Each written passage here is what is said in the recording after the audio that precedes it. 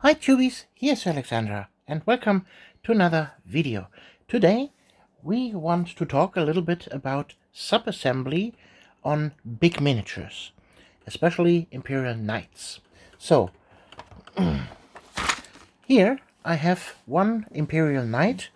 This is the Knight Castellan, and as you can see I have subassembled him, meaning that I didn't finish him building. I clipped out all the parts and I built him partially. Reason being, ease of painting. So, what did I do here? First of all, I built the chassis of the knight. Here, I started with the legs. They are almost completely built, except all the armor panels. I have left them away. Then I built the torso with the weapons, and the weapons are still fully functional and movable. So you can see here all the joints are still 100% movable, and also his arms are detachable, as you can see here. Same goes for the other side with his big plasma incinerator. All parts are moving, and yeah, then I also put on the head. He is partially moving. This bit here is normally only held together at here and here at a glue point, and you normally should be able to rotate the head left and right. But this here is about my seventh knight that I built, and well, if you build it that way, this bond here with these two points is way too weak to support a moving head, and you will constantly rip this part off, and well, you will get problems, but you can still leave the up and down movement. So I completely glued this part here in, and he doesn't have a sideways motion anymore. So then here the building of the weapons here, of the twin melters, they are not multi-melters.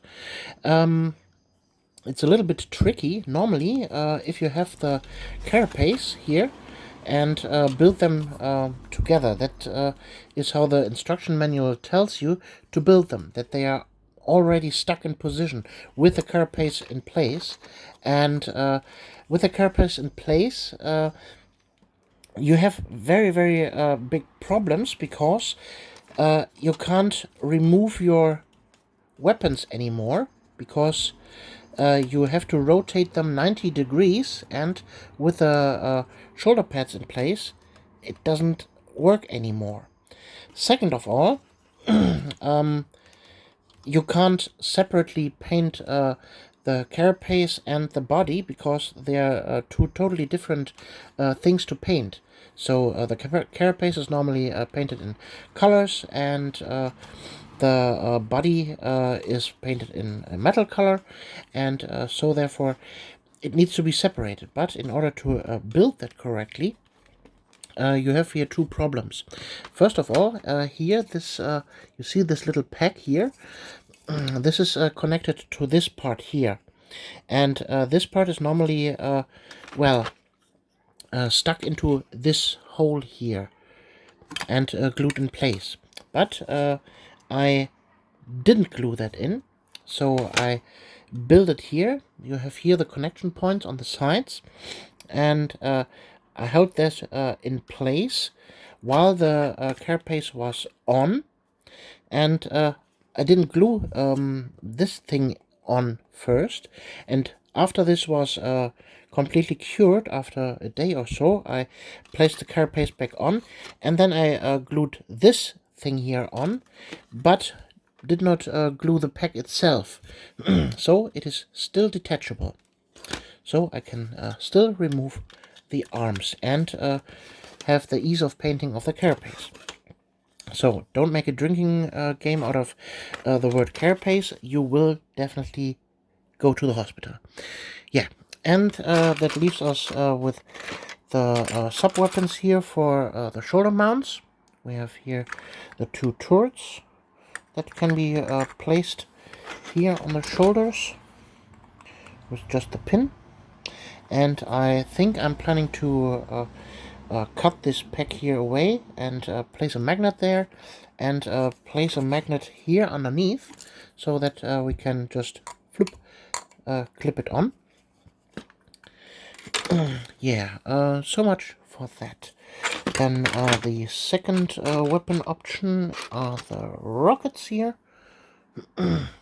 We have I've still not built the second rocket because as my first build option I want the 2 turrets and 1 missile pod and not 2 missiles and 1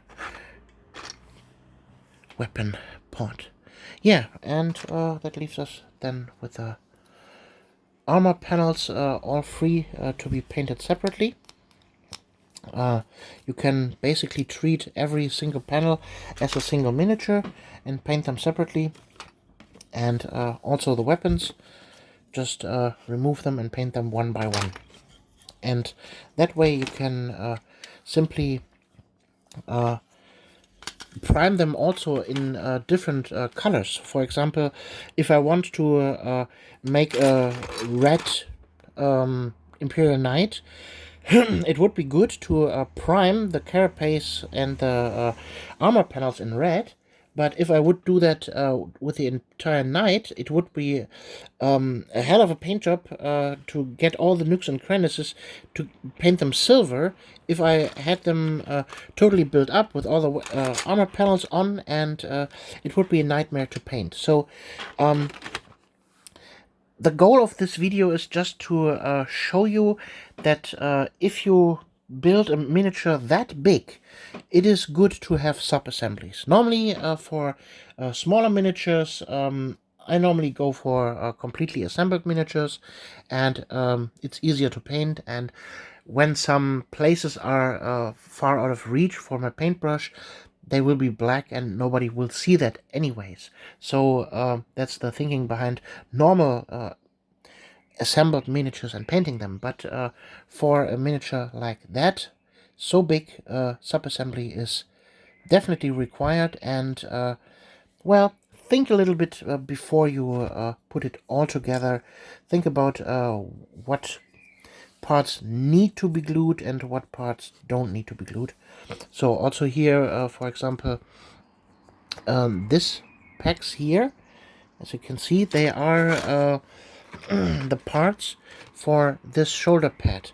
In the instructions, it is said that you should build the shoulder pad with the peg and then glue that on to the arm. But, well, as a sub-assembly, I want this part here to be silver as part of the entire weapons rack, and this part will be colored as part of the armor panels, and I will just simply glue it in place when it is completely painted, just like that.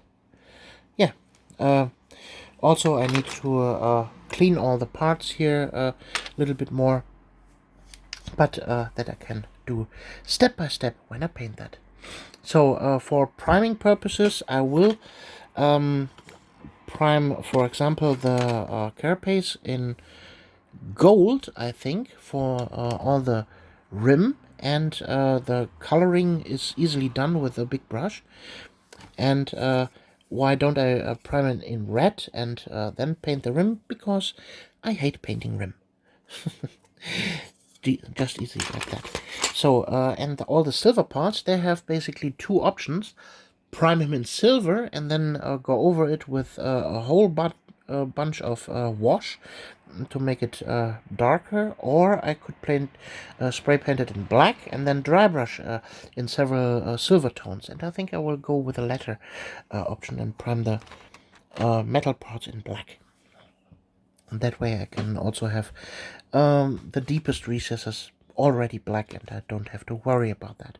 And I won't waste so much of my precious wash, because Nuln oil is hard to come by these days, because the new Nuln oil is horrible with the coverage. It's just a weak gray and not the nice black wash that we used to have.